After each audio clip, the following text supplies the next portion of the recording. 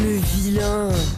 Le vilain de cette semaine est vraiment très vilain puisqu'il s'agit de faire le fait de perdre tous ses sous. Oh non! Et là, je vous parle pas d'une addiction au rento ou d'un voyage réservé sur un coup de tête en Grèce, au premier symptôme d'une dépression saisonnière.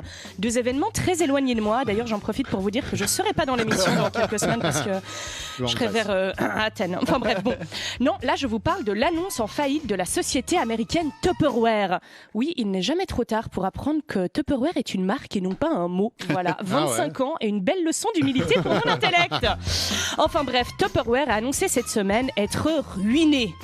Holy fuck, Frank! Tupperware is bankrupt! What are we supposed to do? Who's gonna hold my sandwich?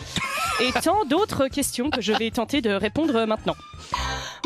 Mes petits Tupperware, mes petits tops, ou alors mes gamelles, comme dirait mon père, ou alors mon bento lunch, comme dirait... Ouais non, j'ai pas envie de vous parler de ce mec, il est trop chiant. Tous ces machins empilés, tu sais, de manière complètement archaïque, dans un placard de ma cuisine qui me tombe sur la gueule dès que je l'ouvre. Tous ces contenants auxquels je ne trouve plus le couvercle, tous ces couvercles auxquels je ne trouve plus le contenant. Et si dans le domaine de l'amour, on dit que chaque pot a son couvercle, eh ben les Tupperware sont vraiment des immenses losers en détresse affective. Ouh, c'est la honte les tops, personne veut vous compléter ou quoi? C'est quoi, vous puez? Oui, c'est vrai, les Tupperware puent. Beaucoup d'entre eux sentent pas bon. Pardon, j'ai perdu ma feuille. Ils sentent mauvais après avoir été oubliés longtemps dans un frigo avec des restes de carbo ou de gratin. Ils développent un écosystème qui les rend malodorants malgré les lavages. Et c'est de notre faute à nous, les humains. Alors... Maintenant, essayons de prendre un peu conscience de ça. Ils sont essolés sans leur moitié, alors faisons un effort tous ensemble. Bon, Franck, perdre une boîte si iconique, c'est quoi la suite, hein? Plus de petits Lakerly à servir avec le café après le dîner? Plus de bonbons qui attendent près de la note dans le bistrot du coin? Et je pose la question, est-ce que cette simple faillite ne marquerait pas le déclin de toute une société middle class de petits travailleurs et de femmes au foyer? Parce qu'il avait raison, monsieur Zemmour, les valeurs se perdent. Et que reste-t-il de nos romans si ma gonzesse a pas mis mon sandwich dans la boîte à sandwich? Et que reste-t-il des traditions familiales si maman ne m'amène pas un tupper avec les restes du gigot?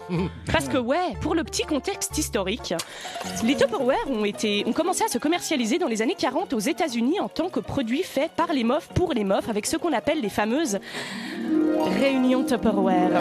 Alors le nom fait rêver mais le concept encore plus. En gros, une meuf vient dans le foyer d'une autre daronne de la région et fait une démonstration de Tupperware devant toutes les voisines. Un mardi matin plutôt sympa dans le Dakota du Sud. Voilà, on peut parler de notre mari qui participe à l'essor économique industriel du pays et de notre fils mort à la guerre tout en tripotant un Tupperware Crystal Wave couleur rose corail. Mais bon, après les investisseurs ont compris de quoi avaient vraiment besoin les ménagères esselées qui s'enthousiastent devant des contenants en plastique et c'est comme ça que sont nées les réunions sextoys.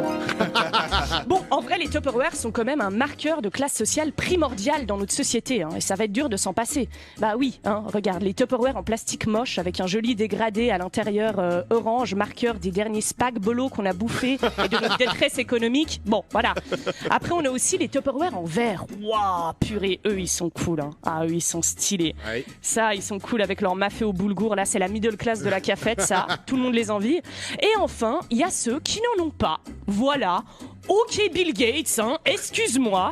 Tous les midis, il s'octroie le luxe d'aller s'acheter une de ces salades à 21 balles à la boulangerie.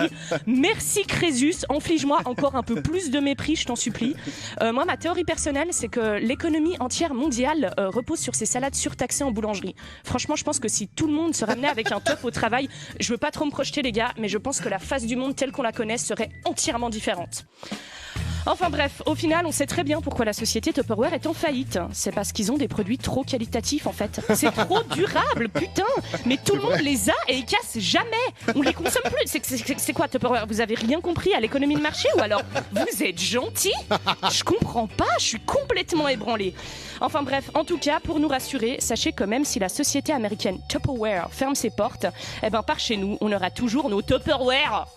Oulala.